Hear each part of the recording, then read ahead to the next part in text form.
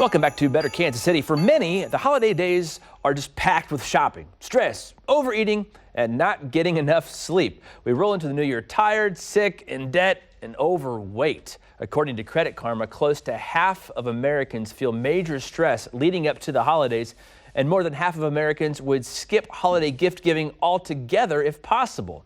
Now, when it comes to money, 2 out of 5 feel like debt is unavoidable during the holiday season.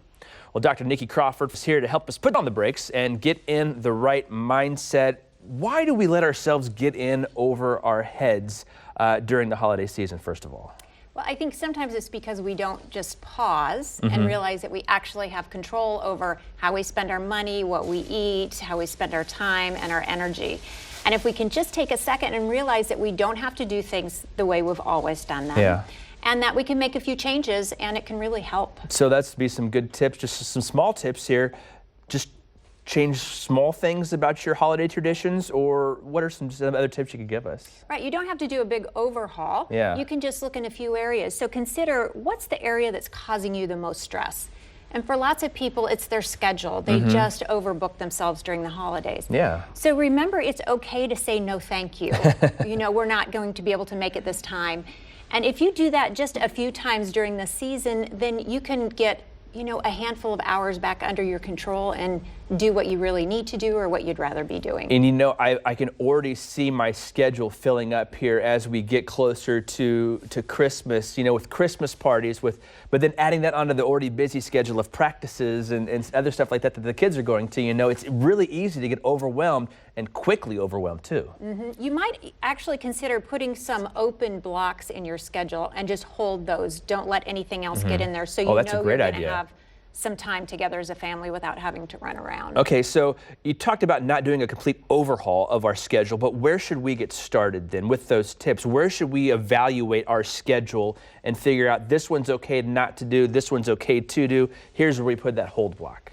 Well, I think you decide based on what you'd really like to do. So it can be about what is best for you and your family. And is it ever proper to think about, well, I don't want to do this, but maybe I should do it? Yes, of course, it's a case-by-case basis, right? You have to just consider the invitations as they come in. But if you've already put that block in your schedule, then you're already busy. That's right. That time. Yeah.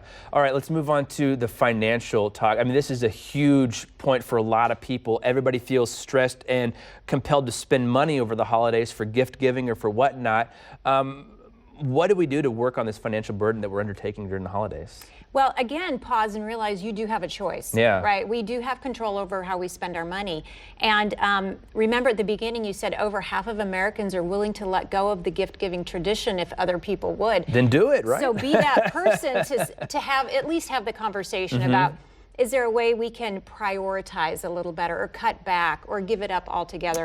And these conversations go much better than we think they might, in my experience. So be brave. Be brave. Let's talk about self-care a little bit. Self-care is a new term to me. I never really got it until like the last year or so, and more people have been using it. Talk a little bit about self-care and how we need to take care of ourselves during the holiday, where it's really important to take care of everybody else, but save time for us too. Right, so both. So, you know, it's a balance. It's an issue of balance.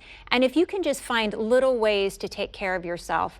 So you might want to, even one day a week, can you get to bed 15 or maybe 30 minutes earlier? Or if you can't make it to the gym, can you at least walk around the block? And this is my favorite, and we were kind of talking about this earlier, that if you can take 1 minute to breathe before you get out of the car, when you go to work, before you get out of the car when you go to the store, before you get out of the car when you go home. Take 1 minute and just notice your breathing. It can bring your whole system down into a place of presence and peace. And you know, we, like you said, we talked about this today, but I know that's been a point that you've brought to the table more than once about taking that opportunity to sit and just breathe, and just a couple of moments, just centering yourself almost really puts you in a good spot to move forward. So, and Mindful in Minutes is a podcast I wanted to just put out there. That's one that we've used before, just myself personally. No, whatever you call it. I'm not endorsing it or anything, but you know, just one that's helpful for us. So, Dr. Nikki, thank you very much for your time this morning.